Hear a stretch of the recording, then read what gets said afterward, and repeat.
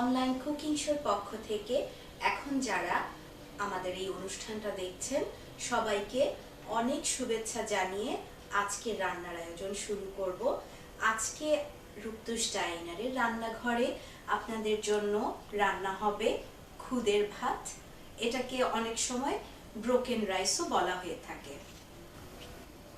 খুদের ভাতের জন্য আমাদের প্রথমে যেটা লাগবে পেঁয়াজ। এখানে একটা গোটা পেঁয়াজ আছে কুচি, 1 টেবিল চামচ আদা কুচি, আদাটা বেশ বড় বড় করে টুকরা করে কেটে নেওয়া, 1 টেবিল চামচ রসুন কুচি আছে, সেটাও বেশ ভারী ভারী করে কেটে নেওয়া, শুকনা মরিচ এখানে আছে 4টা, এর বদলে আপনারা কাঁচা মরিচও ব্যবহার করতে পারেন, ধনেপাতা কুচি আছে 1 মুঠ, সেই সাথে লাগবে লবণ 1 টেবিল চামচ। এখানে খুদের ভাতের জন্য তো অবশ্যই চাল লাগবে, তবে সেই ক্ষেত্রে আপনাদেরকে আমি একটা কথা না বলেই পারছি না। অনেক সময় যারা আপনারা বাইরে থাকেন, অনেক সময় দোকানে খুদের যে চালটা ব্রোকেন রাইস সেই প্যাকেটটা অনেক সময় অ্যাভেলেবল হয় না। তো সেই ক্ষেত্রে আমি এখানে সাধারণ বাসমতির আতপ চাল নিয়েছি। চালটা আমি প্রায় 2-3 ঘন্টা ভিজিয়ে রেখেছিলাম পানিতে। সেই চালটাকে এখন আমি হাতে ভেঙে নিব, তখনই চালটা আধা ভাঙা হয়ে যাবে, খানিকটা খুদের ভাতের মতো দেখতে হয়। এখন আমি প্রিপারেশন শুরু করছি। আমি এবার যেই পাত্রে রান্না করব সেখানে চালটা পানিটা ঝরিয়ে দিয়ে দিচ্ছি। চালটা খুব ভালো করে ভিজে নরম হতে হবে, না হলে আপনি যখন হাত দিয়ে চালটা ভালো করে ডলে ডলে ভাঙবেন তখন চালটা শক্ত থাকলে চালটা আধা ভাঙা হবে না। আর এখানে চালটা আমি নিয়েছি 150 গ্রাম। এবার আমি এক এক করে শুকনা মরিচ, রসুন, আদা কুচি, পেঁয়াজ কুচি, ধনেপাতা কুচি, প্রতিটা ইনগ্রেডিয়েন্টসের পরিমাণই আপনারা আপনাদের স্বাদ অনুযায়ী কম বেশি করে নিতে পারেন। এটা হচ্ছে বাঙালি খাবারের অনেক পজিটিভ একটা দিক। আর এখানে আমি লবণটা দিয়ে দিচ্ছি, আর সেই সাথে আমি খুব সামান্য 1 টেবিল চামচ তেল দেব, যে কোনো খাবারের তেল। আমি এখানে সরিষার তেলটা ব্যবহার করব না, কারণ সরিষার তেলটা ব্যবহার করলে খুদের ভাতের স্বাদটা খুব একটা পাওয়া যায় না।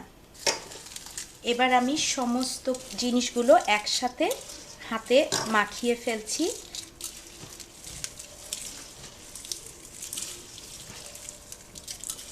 ভালো করে লক্ষ্য করলে আপনারা বুঝতে পারবেন যে চালটা সব কিছুই আধা ভাঙা হয়ে গেছে। আর এই একসাথে হাতে ডলে ডলে মাখাবার সময় এখান থেকে খুব সুন্দর করে পেঁয়াজ, আদা, রসুন, ধনেপাতার একটা সুন্দর গন্ধ আমি পাচ্ছি। আপনারা হয়তোবা যখন এটা ঘরে তৈরি করবেন আপনারাও এই গন্ধটা অবশ্যই পাবেন। খুব ভালো করে হাতে কচলে কচলে এটা মাখাতে হবে, না হলে চালগুলো আস্ত থেকে যাবে।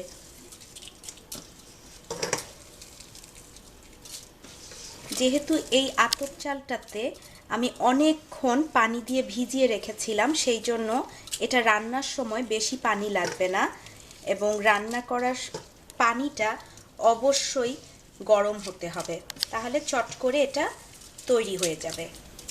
চালের সাথে আদা কুচি, রসুন কুচি, পেঁয়াজ কুচি, ধনেপাতা, শুকনা মরিচ, লবণ, তেল ভালোভাবে কচলে মাখানোর পরে এখন আমি এখানে 1.5 কাপ গরম পানি ঢেলে দিব। পানিটা একেবারে বেশ ভালোভাবে গরম থাকতে হবে।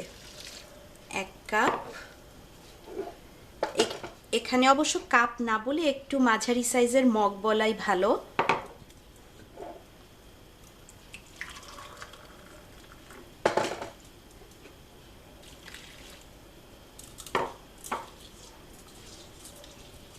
এবার আমি মাঝামাঝি আঁচে এটাকে ঢেকে রান্না করব। এটা কোনো নাড়বার দরকার হবে না, এটা 10 মিনিট এভাবে ঢেকে রেখে দিব মাঝামাঝি আছে। 10 মিনিট পরে মাঝামাঝি আছে আমি রান্না করেছি, এখানে ভাতটা হয়ে গেছে।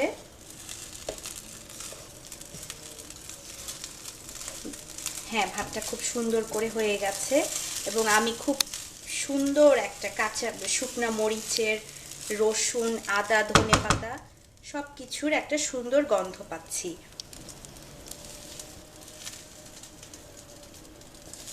এই খুদের ভাতটা সাধারণত আমরা বিভিন্ন রকমের ভর্তা, কি যে কোনো আলু ভর্তা, শুটকি ভর্তা, বেগুন ভর্তা, সিম ভর্তা, যে কোনো ভর্তার সাথে খুবই ভালো লাগে খেতে। আর এখানে অনেক সময় সময়ের স্বল্পতার কারণে ভর্তা করা হয় না, তখন রূপতুষ ডাইনার এই খুদের ভাতটা সিম্পল ডিম ভাজি দিয়ে অনেক মজা করে উপভোগ করে। তৈরি হয়ে গেল খুদের ভাত অথবা বোয়া ভাত। আমাদের দেশে বিভিন্ন অঞ্চলে এটা বিভিন্ন নামে পরিচিত, কিন্তু স্বাদ একই রকম। যদিও রূপতুষ ডাইনার একটু ফাঁকিবাজি করে করলো যে এটা আসলেই কোনো ব্রোকেন রাইস ছিল না, তারপরেও খেতে খুব একটা আশা করি খারাপ লাগবে না আপনাদের যখন আপনারা এটা ঘরে তৈরি করবেন। আর হ্যাঁ, যাবার আগে বলবো যে আজকের রান্নাটা কেমন লাগলো আমাদেরকে জানাতে ভুলবেন না। আমরা আপনাদের সবার শুভ কামনা করে আজকের মতো এখানেই আমাদের রান্নার অনুষ্ঠান শেষ করছি।